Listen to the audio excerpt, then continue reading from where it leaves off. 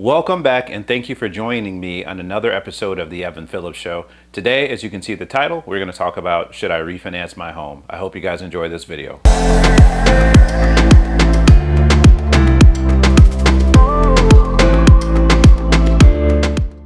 Okay guys, now we know refinance is a huge topic, so I'm going to be as quick as I can on this, but I'm going to give you some really good pointers here that can help you understand whether you should refinance your home or not. All right guys, so let's talk about the benefits of refinancing here really quick.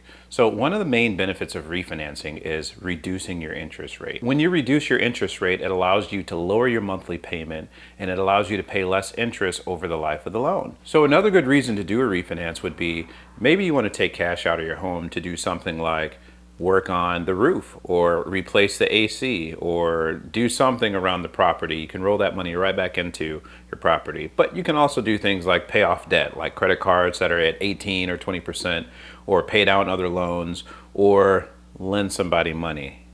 I don't think you want to do that, do you? If you do, then that's your choice. But that's another purpose for refinancing. You can take cash out, debt consolidation, or home improvements, or anything really you can do with money. So a refinance is really a tool to help you accomplish a goal. Just like you'd use a wrench on a toilet to tighten it up or to untighten it, it's just like that. So most people, they have a goal that they would like to accomplish, whether it's something I just mentioned, like lower that monthly payment or pay off a debt that they owe or whatever it might be. So the first thing you want to do is define your purpose for the refinance. So once you do that, that's going to help you move into the next stage. Now, I like to put refinances in two different categories. The first category are the people who are looking to shorten their term. So for these people, they may want to do a refinance because they want to pay this loan off sooner. So in a low rate environment like it is right now during COVID, a lot of people are taking advantage of the low rates because rates are low,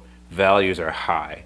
What that means is you can take that interest rate and reduce it. So let's say you're paying $1,100 a month right now and you're on a 30-year mortgage. Well, if you lower that rate, you may have an $1,100 payment on a 20-year. So you can shave 10 years off of your loan and make the same payment because you've reduced your interest rate. And then the other category I have is for people who are looking to lower the monthly payment, right? So these people are not necessarily looking to go with a shorter term. They're looking to maybe extend the term and lower the rate. Now, this isn't all bad because it puts you in a better control position, right? So for those people who are extending the term, let's say they've already been in the house for maybe 3 to 5 years and they want to do another 30-year term. So that's going to give them a little bit of a savings there just by lengthening that term. And then you're also going to take the interest rate and you're going to drop it as well. So that's ultimately going to reduce the monthly payment. It doesn't necessarily allow you to pay the home off sooner, although you can add additional payments to principal.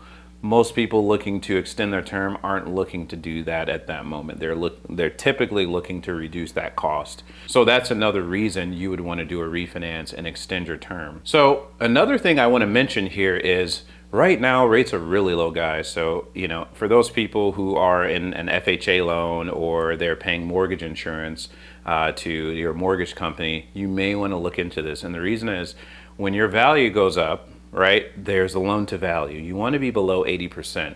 Once you get below 80%, you can then get rid of your mortgage insurance. So the loan to value is just a calculation to show how much equity you have in your home. So typically it's a 20% equity position that you want to be in, meaning that if you get into a home, you put 20% down. That's going to allow you to have the home without mortgage insurance. Now, mortgage insurance, and this confuses a lot of people that I talk to, it's not like your hazard insurance where, if you have a flood or you have, a fire or whatever, a disaster in the home. Mortgage insurance is a premium that you pay monthly to protect the lender in the event that you default on the loan.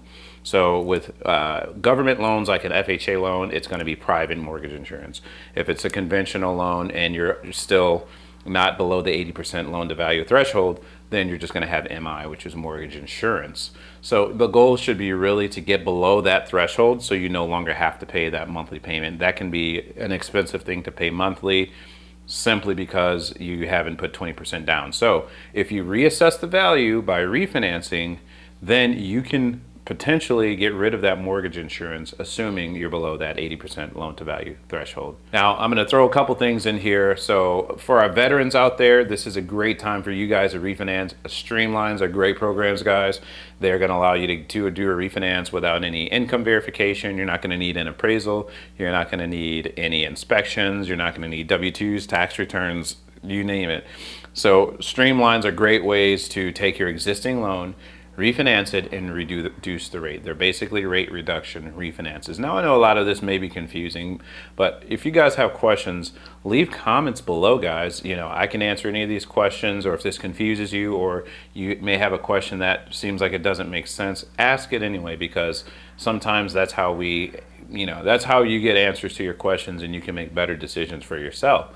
So definitely let me know what you guys think in the comments below. If you guys have any additional questions, I'd be more than glad to answer those. Once again, thank you guys for tuning in and joining in another episode of the Evan Phillips Show.